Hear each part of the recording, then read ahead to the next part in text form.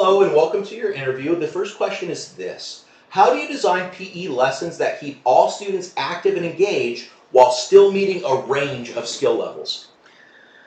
So I feel like there's three components to this answer. There is the theory, the application, and the outcome. So the theory is that I want everyone to feel welcomed when they come to my class. I'm always going to have a smile on my face. I'm always going to say good morning, good afternoon, and establish that relationship and the credibility with the students.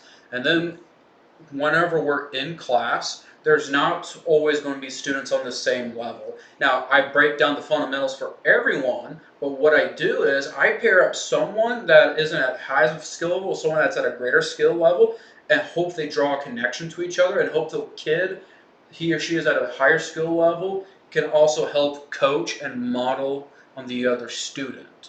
And kid who's probably if that kid can install confidence and belief into the other student that doesn't have those same capabilities, to me that's a win. And if I see that student or they grow in my classroom because of something like that, I consider that a win. And the outcome is that they may establish a lifelong friendship.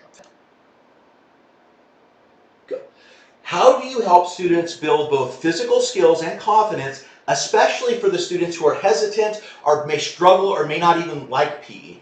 So I understand that PE is a very intimidating environment, and outside of building, I would say this is kind of adjacent and it correlates with building relationships, is telling students that you believe in them.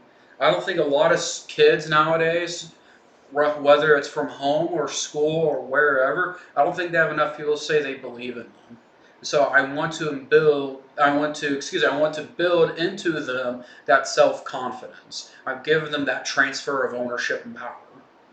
Awesome, great answer. Your third question is this. How do you establish routines and expectations in PE so that students can move safely, participate successfully, and make the most of the class time you have?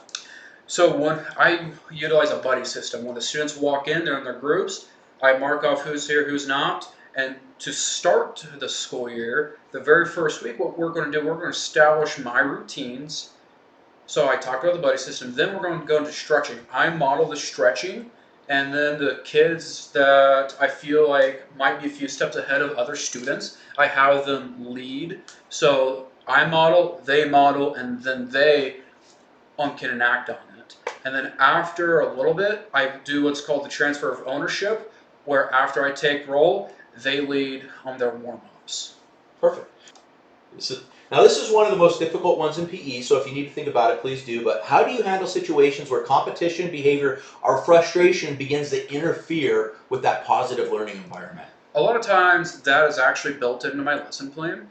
If there's any disagreement of the rules, if I do not catch it, I just have them play rock, paper, scissors, so that way it gets away from the conflict. They're focused on something else. There's a fair outcome, and they move on, and they forget why they're even frustrated with something to begin with.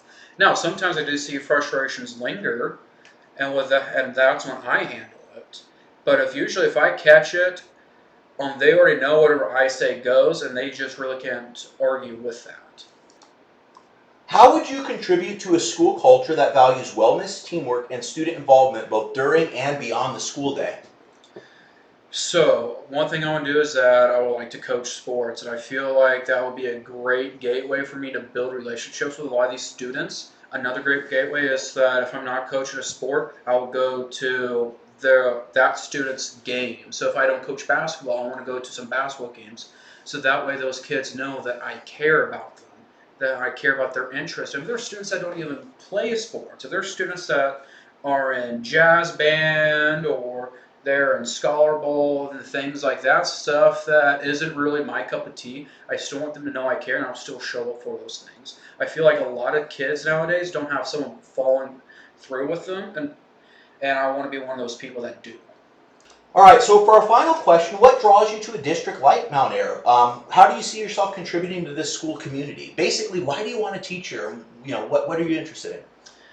So one thing I've noticed during my student teaching here at Mount Ayr is the investment there is into the school from the administrators, the teachers, the students, the community members that I've gotten to know a little bit here and there. And there is a lot of pride within this small community. And that's something I love. And something I really love within the walls of the school district is that there are standards and there are people that hold those standards high. There's accountability from the administration all the way down onto the custodial crew. There is high standards to make this district run at a high and effective level, and I love seeing that, especially from the students because this is their school district.